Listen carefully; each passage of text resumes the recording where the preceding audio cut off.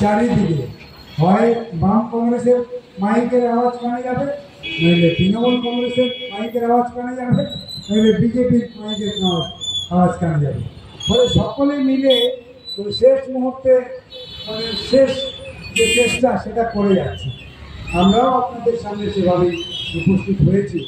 আপনারা ইতিমধ্যে জেনেছেন দেশের ভোট 6টা দফা হয়ে গেছে। শেষ দফা যেটা হতে চলেছে সেই শেষ দফা সাক্ষী থাকবে বসিরহাটের ভোটাররা।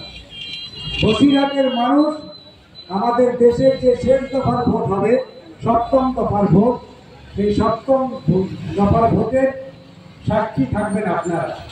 এবার নির্বাচনে প্রত্যেক ভোটারের মানে গুরুত্বপূর্ণ দায়িত্ব আছে। এই নির্বাচনে আপনার ভোট আপনাকেই দিতে হবে, কারণ এই নির্বাচনটা হচ্ছে দেশের নির্বাচন। দেশের সরকার পাল্টাবে।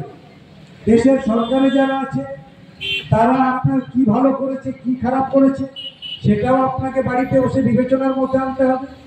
আর দেশের সরকারটা কি করতে চাইছে, আমাদের দেশটাকে কোথায় নিয়ে যেতে চাইছে সেটাও আপনাকে ভাবতে হবে। এই ভাবনাগুলোর মধ্য দিয়ে আপনাকে একটা জায়গায় আসতে হবে, সিদ্ধান্তে আসতে হবে আপনি ভোটটা কাকে দেবেন। আমি যদি যতই বক্তৃতা করি না কেন আপনি আমাকে ভোট দেবেন। কেন ভোট দেবেন? বাম কংগ্রেসের প্রার্থী বলে না, আমরা তা চাই না। আমরা চাই আপনি আপনার বিচার বুদ্ধি দিয়ে ঠিক করুন কাকে ভোট দিতে চাইছেন। আপনি গোটা বিষয়টাকে আপনি আপনার ভাবনার মধ্যে আনুন, ভাবতে থাকুন আপনার ছেলেরা কেমন আছে, আপনার পরিবার কেমন আছে, কৃষক কেমন আছে, মা বোনেরা কেমন আছে, শিক্ষার কি হাল হয়েছে, আমাদের যুবক ছেলেদের কর্মসংস্থানের কি অবস্থা। এখান থেকে 10 বছর আগে বাইরে কত লোক কাজ করতে যেত, পরিযায়ী শ্রমিকের সংখ্যা বাড়ছে না কমছে, বেকার ছেলেদের কর্মসংস্থান বাড়ছে না কমছে, সাম্প্রদায়িকতা গোটা দেশ জুড়ে বাড়ছে না কমছে, ধর্ম নিয়ে কেউ রাজনীতি করছে কি করছে না, অনেক বিষয় আপনার ভাববার কথা। আমাদের ভাববার কথা নয়, কিন্তু ভোটারের ভাববার কথা।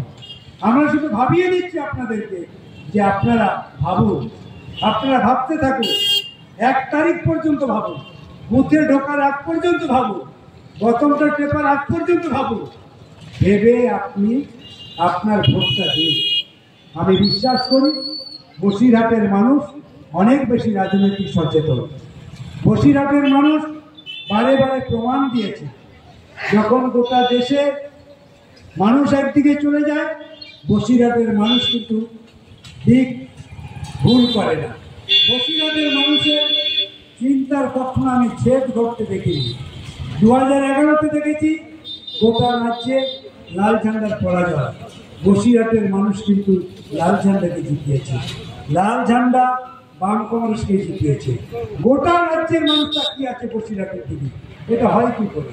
গোটা রাজ্যে সবাই হেরে গেল, মমতা ব্যানার্জি সরকার তৈরি করলো, আর বসিরহাটের মানুষ আবার বামপন্থী বাম কংগ্রেসকে জেতালো।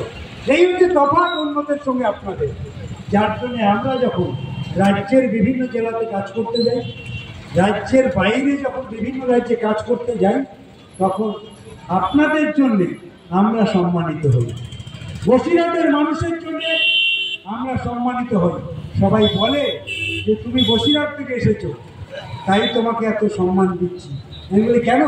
বলে দিচ্ছি এই জন্যে, কারণ গোটা রাজ্যের মানুষ একদিকে, গোটা রাজ্যের মানুষ লাল ঝান্ডাকে টিকিয়ে রাখতে পারলো না, আর বসিরহাটের মানুষ বাম কংগ্রেসকে জেতালো। এই যে উন্নত চিন্তা চেতনার জগৎ থেকে আপনি এসেছেন, আপনার বাড়ি ওই এলাকায়, তার মানে আপনার ওখানকার মানুষ প্রতিদিন প্রতিনিয়ত দেশ সম্পর্কে ভাবতে থাকে, রাজ্য সম্পর্কে ভাবতে থাকে, ভাবতে পারে। আর ভাবতে পারে বলেই সবার ঊর্ধ্বে তারা সিদ্ধান্ত গ্রহণ করতে পারে। সেই জায়গার মানুষ হচ্ছেন আপনারা। তাই আপনাদের সামনে বিস্তর আলোচনা করার কোনো সুযোগ নেই আমার। শুধু আপনাদেরকে আমি মনে করিয়ে দিই, এই যে 10টা বছর বিজেপি সরকারে আছে, এই 10 বছরে আমাদের দেশে সবচেয়ে বেশি বেকারের জন্ম হয়েছে। এই 10 বছরে সবচেয়ে বেশি কৃষক আত্মহত্যা করেছে। এই 10 বছরে সবচেয়ে বেশি